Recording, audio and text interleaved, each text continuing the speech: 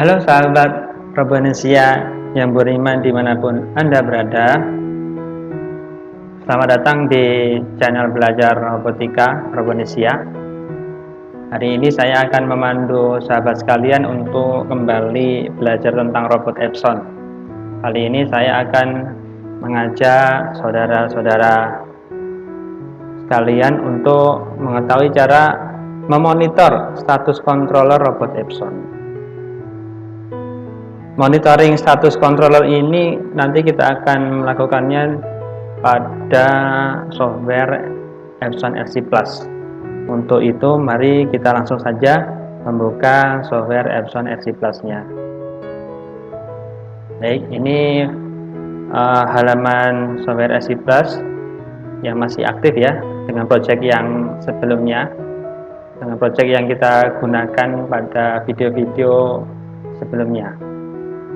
Baik, untuk melakukan monitoring status controller dapat kita lakukan dengan dua cara ya. Yang pertama hanya melihat sistem historinya, dan juga yang kedua nanti melihat status controller secara lebih lengkap menggunakan data backup yang sudah kita backup sebelumnya.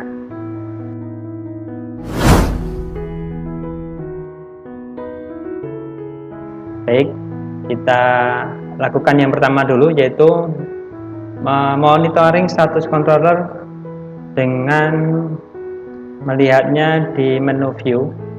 Kita tekan view, kemudian ya view, kemudian pilih sistem history. Nah, di sini kita bisa melihat sistem history dari yang tersimpan di controller ya.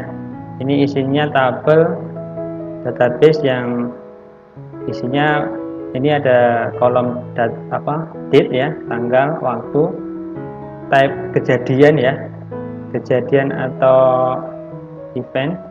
Tipenya di sini bisa lihat ya, bisa error, bisa kejadian, bisa warning ya. Ini tiga hal ini, error, event atau warning untuk type-nya. Kemudian numbernya, ini number di ini ya, di manual pemrograman bahasa SPEL Plus. Kalau angka ini nanti penjelasannya apa gitu. Kemudian message-nya dan beberapa kolom yang lain. Ini fungsi dari sistem history ini untuk mengetahui apa yang sudah dilakukan oleh user dari waktu ke waktu ya, karena semuanya direkod ya. Mulai membackup ini tadi sudah kita lakukan, kemudian working mode change to program ya, ini tanggalnya berapa, ini tanggal 27. Kita scroll, ini kodenya kita lihat. Nah, kalau penasaran tentang numbernya, coba kita buka dulu ya, kita buka dulu di mana numbernya. Nah, ini bisa atau lihat ini dulu, ini type-nya event ya. Event itu nggak masalah, ini cuman kejadian atau apa yang dilakukan oleh user. Kode-kodenya juga ada sendiri-sendiri, ngapain, kodenya berapa, nomornya ya. Ini coba misalkan yang error ya. Nah, error, ini juga ada error ya, ini error. Oh, errornya dikit aja. Nah, ini juga ada error sebelum ini, pada tanggal 23 ada error terjadi yang direkod oleh controller ya. Nah, ini kita coba, misalkan ini numbernya 5016 ya. Coba kita buka di file help, kita buka manual SPEL Plus language reference biar tahu ya. Ya, di sini. Nah, bahwa tadi ini kan dokumen ini panduan manual untuk pemrograman bahasa SPEL Plus-nya. Nah, untuk mencari error ini tadi, misalkan error 5016, kita bisa mengetiknya di kolom searching 5016 ya, kemudian di enter, coba mencari. Ya, ini dia langsung menuju ke tabel error 5016 kan ya. Ini power supply failure of the absolute encoder, replace the battery, check the robot internal wiring. Ini adalah rekomendasi dari di kolom pesan ini, apa yang terjadi, kemudian rekomendasinya apa. Isinya sama, ya. For sampai failure of the absolute encoder, replace the battery, check the robot internal wiring. Ini kolom apa? Message, dan ini remedinya.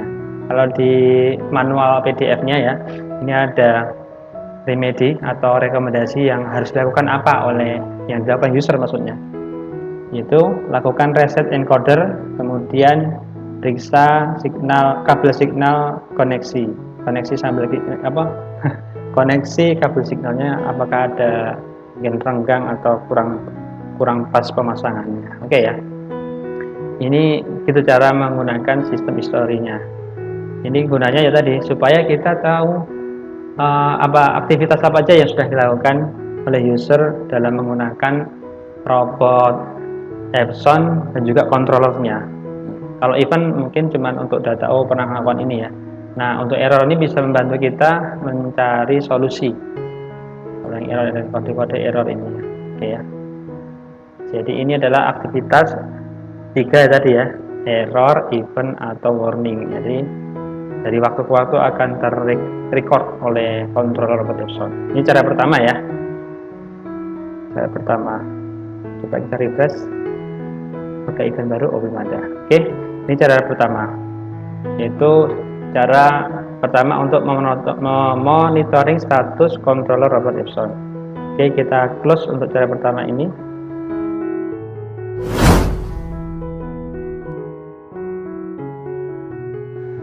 Cara kedua adalah dengan memanfaatkan data backup yang sudah kita lakukan sebelumnya ya.